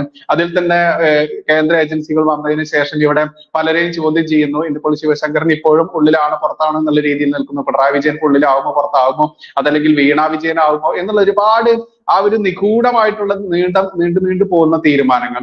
ഇത് എങ്ങനെയാണ് പ്രേക്ഷകർക്ക് അവരുടെ ആ ഒരു സാറ്റിസ്ഫാക്ഷന് വേണ്ടിയിട്ട് എങ്ങനെയാണ് അത് വിശദീകരിക്കാനാവുക? വൈജു പറഞ്ഞത് വളരെ ശരിയാണ്. കേരളത്തിന്റെ പൊതുസമൂഹത്തെ ഇവിടുത്തെ UDF-ഉം ഇവിടുത്തെ മാധ്യമങ്ങളും പഠിപ്പിച്ചു വെച്ചിരിക്കുന്ന ഒരു കാര്യമുണ്ട്. പിണറായി വിജയനും നരേന്ദ്രമോദിയും തമ്മിൽ വലിയ ബന്ധമാണ്. അതുകൊണ്ട് പിണറായി വിജയനെ എതിർക്കുന്ന അല്ലെങ്കിൽ പിടിച്ചകത്തിടാൻ പറ്റുന്ന ഒരു സാഹചര്യം വന്നിട്ട് പോലെ എന്തുകൊണ്ട് BJP ഉപയോഗിക്കുന്നില്ല? ഇവിടെ ജനങ്ങൾക്ക് മനസ്സിലാവാത്ത ഒരു കാര്യമുണ്ട്. നമ്മളിപ്പോൾ ഒരു കുറ്റവാളിയെ പിടികൂടുന്നത് സ്റ്റേറ്റ് ആണ്. സ്റ്റേറ്റ് എന്ന് പറഞ്ഞാൽ ഭരണകൂടമാണ്. ഭരണകൂടത്തിന്റെ കയ്യിൽ പോലീസുണ്ട്, അന്വേഷണ ഏജൻസികളുണ്ട്, നിയമ സംവിധാനങ്ങളുണ്ട്. ഇതൊക്കെ ഒരു കുറ്റവാളിക്കെതിരെ ഉപയോഗിക്കാൻ ഭരണകൂടത്തിന് വളരെ എളുപ്പമാണ്. എന്നാൽ ഭരണകൂടം തന്നെ കുറ്റവാളിയായി മാറുമ്പോൾ ഈ ഭരണകൂടം അവരുടെ കയ്യിലിരിക്കുന്ന പോലീസിനെയും അവരുടെ കയ്യിലിരിക്കുന്ന അന്വേഷണ ഏജൻസികളെയും അവരുടെ കയ്യിലിരിക്കുന്ന നിയമ സംവിധാനങ്ങളെയും പരിപൂർണമായിട്ടും അവരെ സംരക്ഷിക്കാൻ വേണ്ടി ഉപയോഗപ്പെടുത്തും. അതിന്റെ ഉദാഹരണം കൂടി ഞാൻ പറയാം. അതായത് പലപ്പോഴും കേരളത്തിലെ കേസുകൾ സംസ്ഥാന സർക്കാരിന് എതിരായിട്ട് വരുന്ന സമയത്ത്, അല്ലെങ്കിൽ സംസ്ഥാന സർക്കാരിലെ ഏതെങ്കിലും വ്യക്തിക്ക് എതിരായിട്ട് വരുന്ന സമയത്ത്, അതല്ലെങ്കിൽ അവരുടെ ഏതെങ്കിലും നേതാവിനെതിരെ വരുന്ന സമയത്ത് ഖജനാവിലെ പണമെടുത്ത് നിർബാധം ചെലവഴിച്ചുകൊണ്ട് കൂടെ നിൽക്കുന്ന ഉദ്യോഗസ്ഥന്മാരെയും അല്ലെങ്കിൽ അഴിമതി കാണിച്ച ഉദ്യോഗസ്ഥന്മാരെയും അഴിമതി കാണിച്ച നേതാക്കന്മാരെയും സംരക്ഷിക്കുന്നതിന് വേണ്ടി കോടിക്കണക്കിന് രൂപ സുപ്രീം കോടതി വക്കീലന്മാർക്ക് ഈ ഖജനാവിൽ നിന്ന് മുടക്കുന്നുണ്ട്. എന്നാൽ ഖജനാവിന്റെ ഉടമസ്ഥരായിട്ടുള്ള ജനങ്ങൾ എതിർക്കുന്നില്ലല്ലോ. അവർ പറയണ്ടേ, ഞങ്ങളുടെ വിയർപ്പിന്റെ അധ്വാനത്തിന്റെ ഫലമാണ് നിങ്ങൾ കാണിച്ച തെറ്റിന് വേണ്ടി സുപ്രീം കോടതിയിലെ വക്കീലന്മാർക്ക് കൊടുക്കുന്നത്. നിങ്ങൾക്കെതിരെയുള്ള കേസ് നടത്തണമെങ്കിൽ നിങ്ങൾ സ്വന്തം പോക്കറ്റിൽ നിന്ന് പണം എടുത്തുകൊള്ളണം എന്ന് പറയണ്ടേ? അതെന്തുകൊണ്ട് പറയുന്നില്ല? അപ്പോൾ ജനങ്ങൾ ഞങ്ങളോടൊപ്പമാണ് എന്നുള്ള ഉറച്ച ബോധ്യം ഇന്നും ഈ പറഞ്ഞ കൊള്ളക്കാരായ ഭരണകൂടത്തിന് ഉണ്ട്. അതുകൊണ്ട് അവര് വെച്ച് വിളമ്പുന്ന എല്ലാ നുണകളും വലിച്ചു വാരി കഴിക്കാൻ ഇവർ തയ്യാറാണ്. ഇപ്പോൾ കേന്ദ്രം ഇങ്ങോട്ട് വന്നു എന്നിരിക്കട്ടെ, കേന്ദ്രം ഇങ്ങോട്ട് വന്നു പിണറായി വിജയനെ പിടിച്ച് അകത്തിട്ട് കഴിഞ്ഞാൽ അടുത്ത ദിവസം ചർച്ച നേരെ മറിയും. പിണറായി വിജയൻ എന്ത് തെറ്റ് ചെയ്തു, എന്താ തെളിവ്, എവിടെ തെളിവ് ഹാജരാക്കാൻ പറ്റും? തെളിവ് എന്ന് പറയുന്നത് പിണറായി വിജയന്റെ കയ്യിൽ തന്നെയായിരിക്കുന്നത്. അപ്പൊ പിണറായി വിജയന്റെ കയ്യിലിരിക്കുന്ന തെളിവെടുത്ത് പിണറായി വിജയനെതിരെ എങ്ങനെ ഉപയോഗിക്കും? അപ്പോൾ അന്വേഷണ ഏജൻസികൾ, പോലീസ് സംവിധാനങ്ങൾ ഇതൊക്കെ പിണറായി വിജയനെ സംരക്ഷിക്കാൻ വേണ്ടി നിൽക്കും. ഇവിടുത്തെ പത്രമാധ്യമങ്ങളും ചാനലുകളും എല്ലാം പിണറായി വിജയന്റെ അവതാരങ്ങൾ പാടാൻ തുടങ്ങും. ഇവിടെ കോൺഗ്രസിന്റെ നേതൃത്വത്തിൽ UDF ഇത് കണ്ടോ, BJP വിരുദ്ധരായിട്ടുള്ള എല്ലാ ഭരണകൂടങ്ങളെയും അട്ടിമറിക്കാൻ ശ്രമിക്കുന്നു എന്ന് പറയും. ഇത് നമ്മൾ കണ്ടതല്ലേ ഡൽഹിയില്, ഇത് നമ്മൾ കണ്ടതല്ലേ ജാർഖണ്ഡില്. അവിടെയൊക്കെ തന്നെ മുഖ്യമന്ത്രിമാരെ അറസ്റ്റ് ചെയ്ത് അകത്തിട്ടപ്പോൾ അത് നന്നായി എന്ന് ഇവിടെ ആരെങ്കിലും പറഞ്ഞോ? ഇവിടെ കോൺഗ്രസ്സുകാർ പറഞ്ഞില്ല, ഇവിടെ CPM-കാർ പറഞ്ഞില്ല, ഇവിടുത്തെ മാധ്യമങ്ങൾ പറഞ്ഞില്ല, ബുദ്ധിജീവികൾ പറഞ്ഞില്ല. മറിച്ച് എന്താ പറഞ്ഞത്? രാഷ്ട്രീയ വൈര്യം തീർക്കാൻ വേണ്ടിയാണ് കേജ്രിവാൾ അടക്കം 2 മുഖ്യമന്ത്രിമാരെ BJP ഇപ്പോൾ അകത്തിട്ടിരിക്കുന്നത്. മൂന്നാമത്തെ മുഖ്യമന്ത്രി അകത്തിടുമ്പോൾ ഇതല്ലേ പറയാൻ പോകുന്നത്. അപ്പോൾ വ്യക്തമായ തെളിവുകളുടെ അടിസ്ഥാനത്തിലല്ലാതെ ഒരാളെ അറസ്റ്റ് ചെയ്ത് ജയിലിലെത്തിട്ടാൽ കോടതി അവരെ വെറുതെ വിടും. കാരണം കോടതിയുടെ മുമ്പാകെ ചെല്ലുമ്പോൾ തെളിവുകളില്ല. എന്തുകൊണ്ട് തെളിവില്ല? കാരണം തെളിവ് കൊടുക്കേണ്ടത് ഇവിടുത്തെ ഭരണകൂടമാണ്. ഭരണകൂടം തന്നെ കുറ്റവാളിയായാൽ പിന്നെ എന്ത് ചെയ്യാൻ പറ്റും? അപ്പോൾ കേജ്രിവാളിനെ എങ്ങനെ അകത്തിട്ടു എന്ന് ചോദിക്കാം. കേജ്രിവാളിന്റെ കേസിനെ സംബന്ധിച്ചിടത്തോളം കേജ്രിവാള് അകത്താകുന്നതിന് മുൻപ് തന്നെ കൃത്യമായിട്ടുള്ള എല്ലാ തെളിവുകളും കേന്ദ്രത്തിന്റെ കയ്യിലുണ്ടായിരുന്നു, അന്വേഷണ ഏജൻസിയുടെ കയ്യിലുണ്ടായിരുന്നു. ഇത് തന്നെയാണ് സോറന്റെ കാര്യത്തിലും അവിടെ സംഭവിച്ചത്. അപ്പൊ അങ്ങനെയൊക്കെയുള്ള കാര്യങ്ങളിൽ എവിഡൻസോട് കൂടി ഒരു ഇടപെടുന്നില്ല എന്നുണ്ടെങ്കിൽ കോടതി കുറ്റവിമുക്തമാക്കുകയോ പുറത്തേക്ക് ജാമ്യം അനുവദിച്ച് വിടുകയോ ചെയ്താൽ ഈ ചെയ്തതൊക്കെ തിരിച്ചടിക്കും. അതുകൊണ്ട് നിയമപരമായി വ്യവസ്ഥാപിതമായി അന്വേഷണത്തിന്റെ അങ്ങേയറ്റത്തെത്തി തെളിവുകൾ കിട്ടുന്നത് വരെ കേന്ദ്ര ഗവൺമെന്റ് നിസ്സഹായരാണ്. ഇത് ജനങ്ങൾ മനസ്സിലാക്കേണ്ട കാര്യമാണ്. നേരെ മറിച്ച് കേന്ദ്ര ഗവൺമെന്റ് ഇപ്പോൾ ഇങ്ങോട്ട് വന്നു, കേരള ഗവൺമെന്റിനെ അങ്ങ് പിരിച്ചുവിട്ടു, പിണറായി വിജയനെ അറസ്റ്റ് ചെയ്ത് അകത്തിട്ടു എന്ന് പറയുമ്പോൾ ഇന്ന് നമ്മളോട് ഈ ചോദ്യം ചോദിക്കുന്നവർ തന്നെ തിരിഞ്ഞും. എന്നിട്ട് അവർ ചോദിക്കും, അത്രയും വേണമായിരുന്നോ, അത് ഇച്ചിരി കടന്ന കൈയായി പോയില്ലേ, അത് രാഷ്ട്രീയ പ്രേരിതമാണെന്ന് എല്ലാവരും പറയേലേ എന്ന് ചോദിക്കും. അതുകൊണ്ട് ഈ പറയുന്ന അഭിപ്രായങ്ങൾ ഒരിക്കലും സ്ഥിരമല്ല. ഈ പറയുന്നത് അഭിപ്രായങ്ങൾ രാഷ്ട്രീയ പ്രേരിതമായ ബുദ്ധി കേന്ദ്രങ്ങളിൽ നിന്ന് ഉത്ഭവിച്ച് അത് മാധ്യമങ്ങളിലൂടെ ജനങ്ങളിലേക്ക് എത്തുന്നതാണ്. അതിന്റെ സത്യാവസ്ഥയെ കൃത്യമായി സ്പോട്ട് ചെയ്ത് തെളിവ് സഹിതം കണ്ടുപിടിച്ച് നിയമത്തിന് മുമ്പാകെ എത്തിക്കുന്ന കാലം വിദൂരമല്ല. ഇപ്പോൾ PV അൻവർ ഈ പറഞ്ഞ കാര്യത്തിൽ ഉറച്ചു നിൽക്കുമോ, നാളെ മറിയുമോ എന്നുകൂടി നമ്മൾ സംശയിക്കേണ്ടതുണ്ട്. ഇപ്പൊ PV അൻവർ വളരെ വലിയ വിപ്ലവ നേതാവായി മാറി, വലിയ അത്ഭുതങ്ങൾ കാണിച്ചു. പക്ഷെ നാളെ PV അൻവറിന് കിട്ടേണ്ടതായത് കിട്ടിക്കഴിയുമ്പോൾ ഈ ആരോപണങ്ങളും മടക്കി കെട്ടി അദ്ദേഹം മുങ്ങിയാൽ ജനങ്ങൾ വിഡ്ഢികളാവില്ലേ?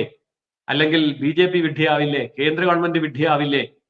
പലപ്പോഴും പല കേസുകളിലും കൃത്യമായ തെളിവുകളില്ലാതെ പ്രവർത്തിച്ചു എന്നതിന്റെ പേരിൽ കോടതികൾ കേന്ദ്ര ഗവൺമെന്റിനെ മുഖത്തടിയേറ്റതുപോലെയുള്ള വിധികൾ കൊടുത്തിട്ടുണ്ട്, പരാമർശങ്ങൾ നടത്തിയിട്ടുണ്ട്. അപ്പോൾ തെളിവില്ലാതെ കാര്യങ്ങൾ മുന്നോട്ട് കൊണ്ടുവന്നതിന് ശാസന ഏറ്റുവാങ്ങേണ്ടിയും വന്നിട്ടുണ്ട്. ഈ അനുഭവങ്ങളൊക്കെയുള്ള ഒരു കേന്ദ്ര ഗവൺമെന്റ് കൃത്യമായ എവിഡൻസ് കിട്ടുന്നത് വരെ ഈ വിഷയത്തിൽ അന്വേഷണമായി മുന്നോട്ട് പോവുകയല്ലാതെ നിർവാഹമില്ല എന്നുള്ളതാണ് സത്യം. സർ, നമ്മൾക്കറിയാം ഇന്നിപ്പോൾ മാധ്യമങ്ങളിൽ ഈ നിമിഷമൊക്കെ പുറത്തു വരുന്ന വാർത്തയാണ് PV അൻവറിനൊപ്പം മുഖ്യമന്ത്രി.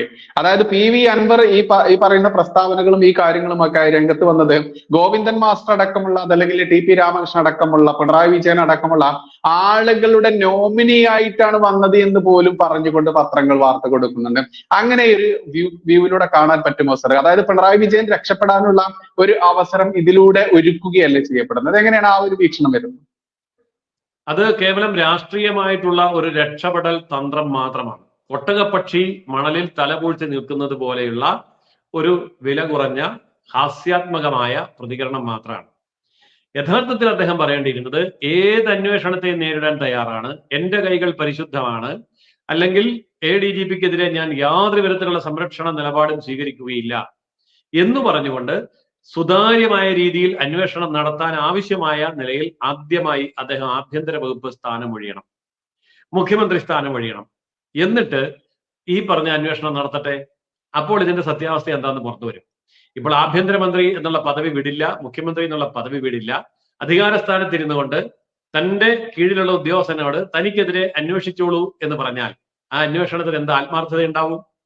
അപ്പോൾ അതൊക്കെ കേവലം വാചകമടി മാത്രമാണ്, അതിനപ്പുറത്തുള്ള യാതൊരു വിലയും അതിനില്ല.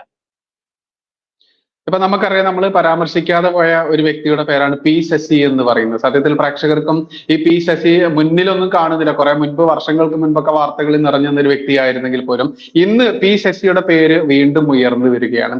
സർ, എങ്ങനെയാണ് സർ ഈ രാഷ്ട്രീയ അംഗത്തിൽ, അതല്ലെങ്കിൽ രാഷ്ട്രീയ പിന്നിൽ കളിക്കുന്ന ഈ പി ശശിയെ പോലെയുള്ള മറ്റൊരു ഭാഷയിലാണ് പറയേണ്ടത് എന്റെ ഒരു സ്വഭാവം വെച്ചിട്ട്, പക്ഷെ ഞാൻ ഇവിടെ പറയുന്നില്ല, സാറ് കൂടി ഇരിക്കുന്നത് കൊണ്ട്, അത്തരത്തിലുള്ള ആ ഒരു വ്യക്തിയെ കൂടി നമ്മുടെ പ്രേക്ഷകർക്ക് പരിചയപ്പെടുത്തുകയാണെങ്കിൽ അയാളുടെ കഴിഞ്ഞുപോയ സംഭവ വികാസങ്ങൾ, ഇപ്പൊ നമുക്കറിയാം കുഞ്ഞാലിക്കുട്ടിയുടെ ഐസ്ക്രീം കേസ് വരെ ഒത്തുതീർപ്പാക്കി കൊടുത്ത ആരാ എന്നുള്ളത് വരെ ആരോപണങ്ങളൊക്കെ ഉയർന്നു വരുന്നുണ്ട്.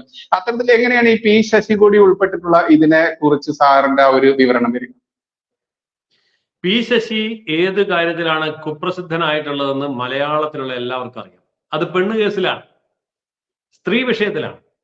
അപ്പൊ സ്ത്രീ പീഡന വിഷയത്തിൽ ആരോപിതനായി പാർട്ടി തന്നെ മാറ്റി നിർത്തി അധികാര സ്ഥാനങ്ങളിൽ നിന്ന് പുറത്താക്കി പടിയടച്ച് പിണ്ടം വെച്ച ഒരു കുറ്റവാളിയാണ് പി ശശി. ആ പി ശശി എന്നാൽ പിണറായി വിജയന്റെ പൊളിറ്റിക്കൽ സെക്രട്ടറി എന്നുള്ള നിലയിൽ, പൊളിറ്റിക്കൽ അഡ്വൈസർ എന്നുള്ള നിലയിൽ അദ്ദേഹത്തിന്റെ ഓഫീസ് കൈയടക്കി ഇന്ന് സർവാധികാരത്തോടു കൂടി വാഴുകയാണ്. അതുകൊണ്ട് പി ശശി അറിയാതെ ഒരു കാര്യവും ഇന്ന് കേരളത്തിൽ നടക്കില്ല. മുഖ്യമന്ത്രിയുടെ ഓഫീസ് അദ്ദേഹത്തെ അവിടെ നിയമിച്ചുകൊണ്ട് പൊളിറ്റിക്കൽ സെക്രട്ടറി എന്നുള്ള ആ ഒരു വലിയ ചുമതല കൊടുക്കുമ്പോൾ ആക്ട് ചെയ്യുകയാണ്. മുഖ്യമന്ത്രിക്ക് വേണ്ടി മുഖ്യമന്ത്രിയുടെ പ്രതിപുരുഷനായി പി ശശി ആക്ട് ചെയ്യുകയാണ്. ആ പി ശശിയുടെ ചരിത്രം സ്ത്രീ ലംബടത്വമാണ്, അതുപോലെ തന്നെ സ്ത്രീ പീഡനമാണ്, അതേപോലെയുള്ള മറ്റു കുറ്റകൃത്യങ്ങളാണ്. അത് പാർട്ടി കണ്ടുപിടിച്ച് ബോധ്യപ്പെട്ട് ശിക്ഷിച്ചതുമാണ്. അങ്ങനെ ഒരാളെ വീണ്ടും മുഖ്യമന്ത്രിയുടെ ഓഫീസിന്റെ പരമാധികാരം ഏൽപ്പിച്ചു കൊടുത്തു എന്ന് പറഞ്ഞാൽ എന്തൊക്കെ ആരോപണങ്ങളാണ് പി ശശിക്കെതിരെയുള്ളത്, ആ ആരോപണങ്ങളെല്ലാം പിണറായി വിജയനും ബാധകമാണ് എന്നല്ലേ പാർട്ടിയും നേതാവും മുഖ്യമന്ത്രിയും പരോക്ഷമായി വ്യക്തമാക്കുന്നത്. അതായത് നാടൻ ഭാഷയിൽ പറഞ്ഞാൽ പിണറായി വിജയന് ആവശ്യമുള്ളതെല്ലാം ആവശ്യമുള്ളിടത്ത് ആവശ്യമുള്ള സമയത്ത് എത്തിച്ചു കൊടുക്കുന്ന പിമ്പായിട്ടാണ് ഇന്ന് പി ശശി പ്രവർത്തിക്കുന്നത് എന്നുള്ളത് സുവ്യക്തമായിരിക്കുകയാണ്. അല്ലെങ്കിൽ ഇതിനെല്ലാം അനുവാദം കൊടുത്ത ശശിക്കെതിരെ എന്താണ് പിണറായിക്ക് നാവിറങ്ങിപ്പോയത്, മിണ്ടാൻ പറ്റാതെ പോയത്? അപ്പോൾ എന്താണ് പി ശശി അവിടെ വെച്ചുകൊണ്ട് ഈ പിണറായി വിജയൻ ചെയ്യുന്നത് എന്നുള്ളത് ഇതിൽ നിന്ന് വളരെ വ്യക്തമാണ്. അപ്പോൾ അത്രയും ഭീകരമായ, അത്രയും ദൂഷിതമായ ഒരു അന്തരീക്ഷത്തിലേക്ക് ഒരു സംസ്ഥാന ഭരണകൂടത്തെയും മുഖ്യമന്ത്രിയെ അടക്കം ഹൈജാക്ക് ചെയ്ത് വെച്ചിരിക്കുന്ന വമ്പൻ മാഫിയ സംഘത്തിന്റെ തലവനാണ് പി ശശി. അതിന്റെ ആജ്ഞാനുവർത്തിയായി നിൽക്കുന്നുകൊണ്ടുള്ള സൈന്യാധിപനാണ് ADGP. ഇതിനെല്ലാം പുറകിൽ പാറ പോലെ ഉറച്ചു നിൽക്കുന്ന, എന്നാൽ പാവയായിട്ട് കളിക്കുന്ന പാർട്ടി സെക്രട്ടറി, അതുപോലെ തന്നെ LDF കൺവീനർ. ഇങ്ങനെ ഒരു സംവിധാനം പരിപൂർണമായും പിടിച്ചടക്കിയിരിക്കുകയാണ്. നമുക്കറിയാം, പണ്ടൊക്കെ കമ്മ്യൂണിസ്റ്റ് പ്രസ്ഥാനം ഏതെങ്കിലും തരത്തിൽ അപഭ്രംശം നേരിടുന്ന സമയത്ത് ഗവൺമെന്റിനെ ശാസിക്കാൻ പാർട്ടിക്ക് കഴിയുമായിരുന്നു. അങ്ങനെ ഒരു ഭൂതകാലം കേരളത്തിലെ കമ്മ്യൂണിസ്റ്റ് പ്രസ്ഥാനത്തിനുണ്ട്. ഗവൺമെന്റ് ചെയ്യുന്നത് തെറ്റാണ്, മുഖ്യമന്ത്രി ശരിയല്ല, അല്ലെങ്കിൽ ഇന്ന മന്ത്രിമാര് ശരിയല്ല, അവരെ മാറ്റണം, അവരെ തിരുത്തണം എന്നൊക്കെ പറയാൻ CPIM എന്ന് പറയുന്ന ഒരു പാർട്ടിയും അതിന് പോളിറ്റ് ബ്യൂറോയും സെൻട്രൽ കമ്മിറ്റിയും ഒക്കെ ഉണ്ടായിരുന്നു. ഇന്നിപ്പോ കേരളത്തിൽ നിന്ന് കഞ്ഞി കൊടുത്താൽ കുടിക്കാം, അല്ലെങ്കിൽ പട്ടിണി കിടക്കാം എന്ന അവസ്ഥയിലുള്ള പോളിറ്റ് ബ്യൂറോയും കേന്ദ്ര കമ്മിറ്റിയും ഇന്ന് പിണറായി വിജയന്റെ കക്ഷത്തിലാണ്. ആ ഒരു സാഹചര്യത്തിൽ പാർട്ടി ഇവിടെ അശേഷം ശബ്ദിക്കാൻ പോകുന്നില്ല. യാതൊരു എതിർ സ്വരങ്ങളും പാർട്ടിക്കുള്ളിൽ നിന്ന് വരുന്നില്ല. അപ്പോൾ മറ്റ് കമ്മ്യൂണിസ്റ്റ് രാജ്യങ്ങൾ, 56 രാജ്യങ്ങളിൽ കമ്മ്യൂണിസ്റ്റ് പാർട്ടി അധികാരത്തിലെത്തി, അതിൽ 52 രാജ്യങ്ങളിലും തകർന്നു വീണുവെങ്കിൽ എങ്ങനെ തകർന്നു വീണോ ആ ചരിത്രം തന്നെ ഇവിടെ ആവർത്തിക്കുകയാണ്. പിണറായി വിജയന്റെ കാലത്തോടുകൂടി കമ്മ്യൂണിസ്റ്റ് പ്രസ്ഥാനവും കമ്മ്യൂണിസ്റ്റ് അധികാര കേന്ദ്രങ്ങളും അസ്തമിക്കുകയും പാർട്ടി അപ്പാടെ ഒലിച്ചു പോവുകയും ചെയ്യും. ഇപ്പോൾ തൃശ്ശൂർ ജില്ലയിലൊക്കെ ഒരു ഗ്രാമം അപ്പാടെ CPI എന്ന് പറയുന്ന പാർട്ടി അവരുടെ പാർട്ടി ഓഫീസ് സഹിതം BJPയിൽ ചേക്കേറി പാർട്ടി ഓഫീസ് BJP ഓഫീസായി മാറിയത് നമ്മൾ കണ്ടു. പശ്ചിമ ബംഗാളിലും ത്രിപുരയിലും ഒക്കെയാണ് പണ്ട് നമ്മളിത് കണ്ടിട്ടുള്ളതെങ്കിൽ ഇന്ന് കേരളത്തിൽ കണ്ടു. അപ്പോൾ കേരളത്തിൽ വരാൻ പോകുന്ന വലിയൊരു ഉരുൾപൊട്ടലിന്റെ, വലിയൊരു മാറ്റത്തിന്റെ, സാമൂഹിക സുനാമിയുടെ, രാഷ്ട്രീയ സുനാമിയുടെ തുടക്കമാണ് ഇപ്പോൾ ഇവിടെ സംഭവിച്ചിരിക്കുന്നത്. അവിടെ അടിതെറ്റി വീഴുന്നത് പിണറായി വിജയനും അതേപോലെ തന്നെ കമ്മ്യൂണിസ്റ്റ് പ്രസ്ഥാനങ്ങളുമായിരിക്കും. ഇതിനെക്കുറിച്ച് എന്തോ ഒരു സൂചന CPIക്ക് കിട്ടിയിട്ടുണ്ട്. ജനങ്ങളുടെ പക്ഷം ഒരുപക്ഷെ അവർക്ക് മനസ്സിലായത് കൊണ്ടായിരിക്കാം. അതുകൊണ്ട് CPI ഇക്കാര്യത്തിൽ കൈകഴുകാൻ വേണ്ടി ശ്രമിക്കുകയാണ്. പക്ഷെ CPI ഓർക്കണം, നിങ്ങളുടെ മന്ത്രിമാരടക്കമുള്ള ആൾക്കാര് ഈ മന്ത്രിസഭയ്ക്ക് അകത്തിരുന്ന് സകല കാര്യങ്ങളും ആസ്വദിച്ചതിന് ശേഷമാണ് കേവലം ഒരു പ്രസ്താവന മാത്രം CPI ഇന്ന് നടത്തിയിരിക്കുന്നത്. അപ്പോൾ അത് ആത്മാർത്ഥതയില്ലാത്ത കേവലം വാചകവടി മാത്രമാണെന്ന് മലയാളിക്ക് മനസ്സിലാവും.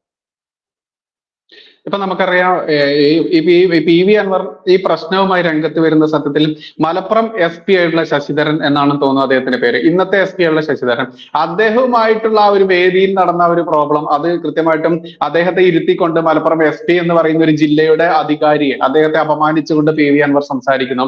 അതിനുശേഷം ഇവരുടെ ആ ഒരു മരമുറി കേസുമായി ബന്ധപ്പെട്ട് അദ്ദേഹത്തിന്റെ ഔദ്യോഗിക വസതി പോലെ സ്ഥിതി ചെയ്യുന്ന ആ വളപ്പിലെ ക്യാമ്പ് ഓഫീസിൽ അവിടുത്തെ മരമുറി കേസുമായി രംഗത്ത് വരുന്നു.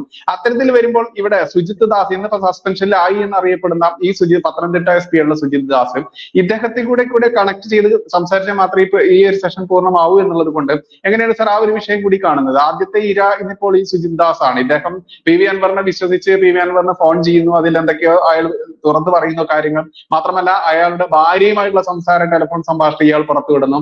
അതിൽ ഈ മരമുറി കേസുമായി ബന്ധപ്പെട്ട് ഈ മരം ഉപയോഗിച്ച് ഫർണിച്ചർ പോലും ഈ സുജിത് ദാസ് ഉണ്ടാക്കി എന്നുള്ളത് അത് പിന്നീട് കത്തിക്കപ്പെട്ടു വീടിനുള്ളിൽ വെച്ചുകൊണ്ട് എന്നുള്ള ഗുരുതരമായുള്ള ആരോപണങ്ങൾ കൂടി രംഗത്ത് വരുന്നത്. എങ്ങനെയാണ് സാർ ആ ഒരു കാര്യം കൂടെ ഒന്ന് പരാമർശിക്കുകയാണെങ്കിൽ? നമ്മൾ നാടൻ ഭാഷയെ പറയും ശർക്കരയ്ക്ക് അകമ്പുറമില്ല എന്ന്, എവിടെ കടിച്ചാലും മധുര എന്ന് പറയുന്ന പോലെ കേരള പോലീസിന് അകമ്പുറമില്ല, എവിടെ നോക്കിയാലും അഴിമതിയാണ്.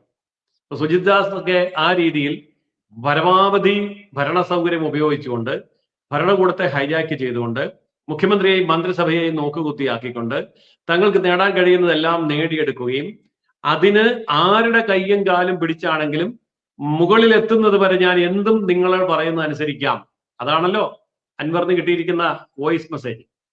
അപ്പോൾ ഞാൻ എൻ്റെ തൊപ്പിയെ അല്ലെങ്കിൽ യൂണിഫോമിനെ അഥവാ നിയമത്തെ അല്ല മാനിക്കുന്നത്, എനിക്ക് കൊള്ള നടത്താനും കള്ളത്തരം നടത്താനും അവസരമൊരുക്കി തരുന്ന ഭരണകൂടത്തെയാണ്.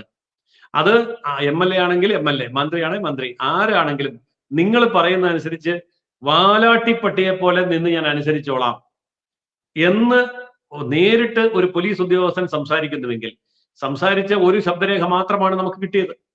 കേരളത്തിലെ പോലീസ് സേന പോലീസ് സംവിധാനത്തെ അപ്പാടെ വന്ധ്യംകരിച്ച് ഇവരുടെ അടിമകളാക്കി മാറ്റിക്കഴിഞ്ഞു. ആ ഒരു അടിമപ്പണി മാത്രമാണ് ഇന്ന് പോലീസ് സേന കേരളത്തിൽ ചെയ്തുകൊണ്ടിരിക്കുന്നത്. ഓർക്കണം, ഇന്ത്യയിലെ നമ്പർ 1 പോലീസ് സിസ്റ്റമാണ് കേരളത്തിലുള്ളത്. ഏറ്റവും കഴിവുള്ള ഉദ്യോഗസ്ഥന്മാരാണ്, നല്ല അന്വേഷണ സംവിധാനമാണ്, ആഗോളതലത്തിൽ പോലും പ്രശംസിക്കപ്പെട്ടിട്ടുള്ള ഒരു പോലീസ് സേനയാണ് കേരളം. അതിനെയാണ് ഇന്ന് ക്രിമിനലുകളുടെ കയ്യിലേക്ക് കൊടുത്ത് ക്രിമിനൽ സംഘത്തെയും അധോലോക സംഘത്തെയും നാണിപ്പിക്കുന്ന തരത്തിൽ ദാവൂദ് ഇബ്രാഹിമിനെ കടത്തിവെട്ടുന്ന തരത്തിലുള്ള അധോലോക സംഘമാക്കി CPIM മാറ്റിയെടുത്തത്. അതിനെയാണ് ഇവിടെ CPIയും കേരള കോൺഗ്രസും അടക്കമുള്ള പാർട്ടികൾ പിന്തുണയ്ക്കുന്നത്.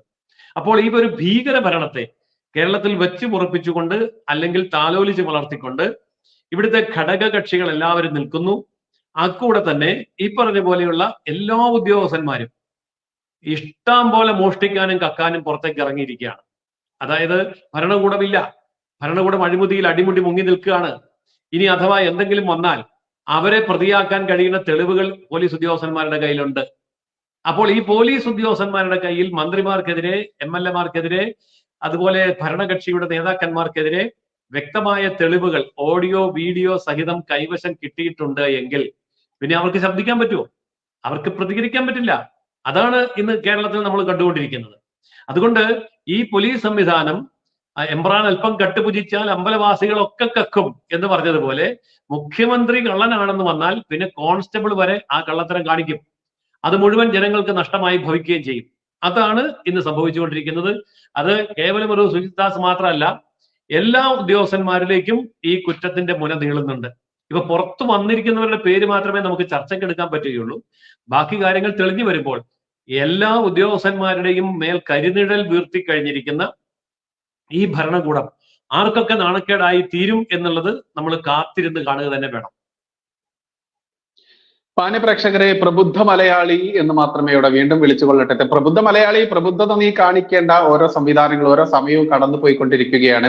ഇതിൽ കൂടുതലൊന്നും പറയാനില്ല എന്നുള്ളതാണ്. കാരണം രാഷ്ട്രീയത്തിന്റെയും ജാതിയുടെയും മതത്തിന്റെയും വേർതിരിവ് നിന്നിൽ സൃഷ്ടിച്ചുകൊണ്ട് നിന്റെ കണ്ണിൽ മുളക് പൊടി അതല്ലെങ്കിൽ കുരുമുളക് പൊടി ഇട്ടുകൊണ്ട് ഇവിടെ കള്ളന്മാർ ഭരിക്കുന്ന, കൊള്ളക്കാർ ഭരിക്കുന്ന, കൊലപാതകികൾ ഭരിക്കുന്ന നാടാക്കി മാറ്റിയ ഈ മലയാള നാടിന്റെ ഇനി ശേഷിക്കുന്ന നന്മയെങ്കിലും കാത്തു സംരക്ഷിച്ചുകൊണ്ട് നിന്റെ വരാനിരിക്കുന്ന തലമുറയ്ക്ക് അല്പമെങ്കിലും സമാധാനത്തോടെ ഈ നാട്ടിൽ കഴിയണമെന്നുണ്ടെങ്കിൽ നീ ഉണർന്നേ പറ്റുകയുള്ളൂ. രാഷ്ട്രീയ അടിമത്തം വിട്ടുകൊണ്ട്, ഈ മതജാതി അടിമത്തം വിട്ടുകൊണ്ട്, ഇവിടുത്തെ ആ ഒരു നീചത്വങ്ങൾ വിട്ടുകൊണ്ട്, പണക്കാരനാണോ പാവപ്പെട്ടവനാണോ എന്നുള്ള നീചത്വം വിട്ടുകൊണ്ട് രംഗത്ത് വന്നില്ല എന്നുണ്ടെങ്കിൽ നിന്റെ വരാനിരിക്കുന്ന അടുത്ത തലമുറ പോലും ഇതിൽ നിന്ന് രക്ഷപ്പെടില്ല എന്നുള്ള ആ ഒരു ബോധ്യത്തോടെ, ആ ഒരു സാക്ഷ്യപ്പെടുത്തലോടെ തന്നെ തൽക്കാലം ഈ സെഷൻ ഇവിടെ അവസാനിപ്പിക്കാം. എന്തായാലും ഈ ഒരു വിഷയത്തിൽ കൃത്യമായിട്ട് ജയസൂര്യൻ സാർ ഒരു വക്കീൽ, അഡ്വക്കേറ്റ് എന്നുള്ള രീതിയിൽ പോലും അതിന്റെ എല്ലാ വശങ്ങളും ടച്ച് ചെയ്തുകൊണ്ട് തന്നെ പ്രേക്ഷകരിലേക്ക് എത്തിച്ചു എന്നൊരു വിശ്വാസത്തോടെ ഈ തൽക്കാലം ഈ സെഷൻ സാറിന്റെ ആ ഒരു പെർമിഷനോട് കൂടി തന്നെ വൈൻഡ് അപ്പ് ചെയ്യാം. എന്തായാലും സാർ ഇത്രയും കാര്യങ്ങൾ വിശദീകരിച്ചതിന് ഒരുപാട് നന്ദി. അതിനേക്കാളുപരി അതല്ലെങ്കിൽ അതേ പോലെ തന്നെ പ്രേക്ഷകരോടും മാന്യ പ്രേക്ഷകരോട് ഇടയ്ക്ക് ഭംഗം നേരിട്ടെങ്കിൽ പോലും നമ്മുടെ പ്രേക്ഷകർ വിട്ടുപോവാതെ നമ്മളോടൊപ്പം കാത്തിരുന്ന ആ പ്രേക്ഷകർക്കും ഒരുപാട് നന്ദി. നമസ്കാരം. ജയ് ഹിന്ദ്, ജയ് ശ്രീ.